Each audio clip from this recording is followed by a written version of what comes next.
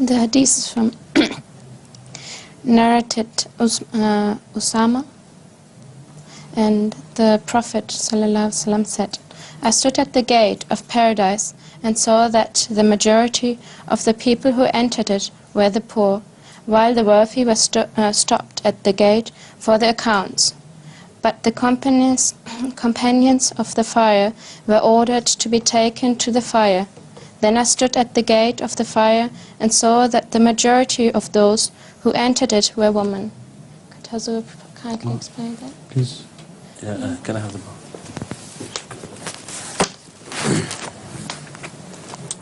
هذه الأخت تسأل عن تعليق حضرة أمير المؤمنين عن هذا الحديث النبوي الشريف، ونصه كالآتي: حدثنا مسدد حدثنا إسماعيل أخبرنا التيمي عن أبي عثمان عن أسامة عن النبي صلى الله عليه وسلم قال: قمت على باب الجنة فكان عامة من دخلها المساكين وأصحاب الجد محبوسون، غير أن أصحاب النار قد أمر بهم إلى النار، وقمت على باب النار فإذا عامة من دخلها النساء.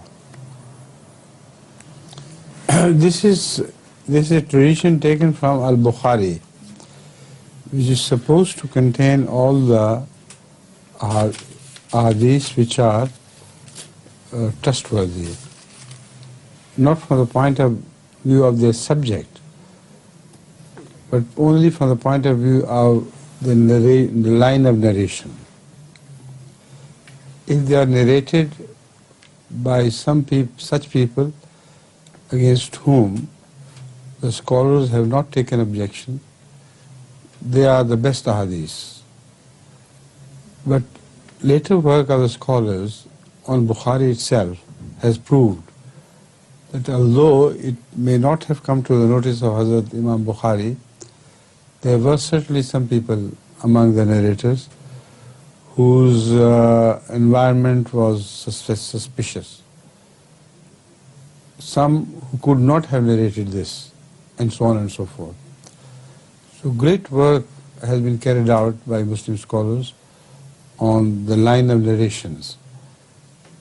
Many ahadith of Bukhari from that point of view have been injured by the latest research. But the most important thing which I find applicable to this situation is the subject matter. If the subject matter has an internal evidence that it has to be from the Quran and from the Holy Prophet, then whether the narrators are weak or strong, it's irrelevant. If the subject matter itself is suspicious, where somebody may have introduced his own views in the name of Muhammad Rasulullah, then the whole hadith will be questionable because of the internal conflict of the subject. You understand the point? I believe that this hadith is questionable from that point of view. Number one, for Rasulullah sallallahu alaihi wasallam to say that I will be standing by the gate of hell is totally contradicted by the Holy Quran. It says that the people, the heavenly people, will not even hear the hissing of the hell, hissing sound of the hell, or whatever sound you describe it by, they will not hear it. So for Rasulullah sallallahu alaihi wasallam to go and stand by the gate of the hell is absolutely unacceptable. Somebody must have been prejudiced against women, and as such he might have mentioned. Again, the contrast is not correct. The contrast is between modest people and those who are rich and big-headed. This is the normal contrast we find in the Quran, in the sayings of Jesus Christ, etc., and also in the hadith. People who are meek and humble as against those who are high-headed and thick-headed. So this contrast does not stand here. But in other ahadith, we find only the subject of women being in majority in the hell discussed completely in a different context. Many places in the Quran indicate that some people will occupy the hell in larger number than others. For instance, the blue-eyed people have been mentioned in the Quran. They will largely occupy because they belong to the perverted form of Christianity mostly. So it is not their possessing blue eyes which causes them to go to hell. It is because mostly it will be the blue-eyed people who will follow the perverted form of Christianity. So sometimes the reason given seems to be different, but if you go deeper into it and search the background, you will find that the real reason is different. Similarly, when women are mentioned to overwhelm men in heaven, it is also mentioned there that because they are mostly ungrateful. And that reason is true. I have noticed this.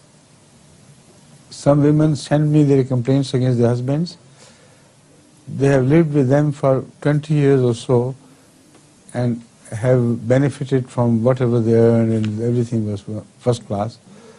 But when they married someone else, suddenly they forgot all that the benefits they had drawn from their marriage, all the goodness of the person, and began telling me the stories that this used to happen, this used to happen, this used to happen. This is sheer ingratitude. To forget all the good past and sacrifice it to the altar of some discrepancies which were introduced later on, some misbehavior attributed to the husband, and they go on spreading this, their version of the ugliness or cruelty of the husband, all in the society, throughout in the society. This practice is not found in men, or if found, very rarely found. So the Holy Quran speaks of this, the gratitude to Allah, as an attitude which also be true in relation to mankind, in relation to parents. To be grateful is an attitude which continues. Whether the context changes or not, it does not matter. Now I draw your attention to the fact that the person who is ungrateful to Allah is the same as who is ungrateful to people. This was said by Ahmad sallallahu alaihi wasallam. Man yashkurin nasa, man lam yashkurin nasa, lam yashkurillah. Such people who do not show their gratitude to people, humans, Allah's servants, they are the ones who do not show their gratitude to Allah. So the ultimate reason is their being ungrateful to Allah. You understand? And they are exposed by their ingratitude to people. This is the meaning of that hadith, which I believe to be correct. But somebody has connected maybe these two hadiths together out of his sense of vengeance against women.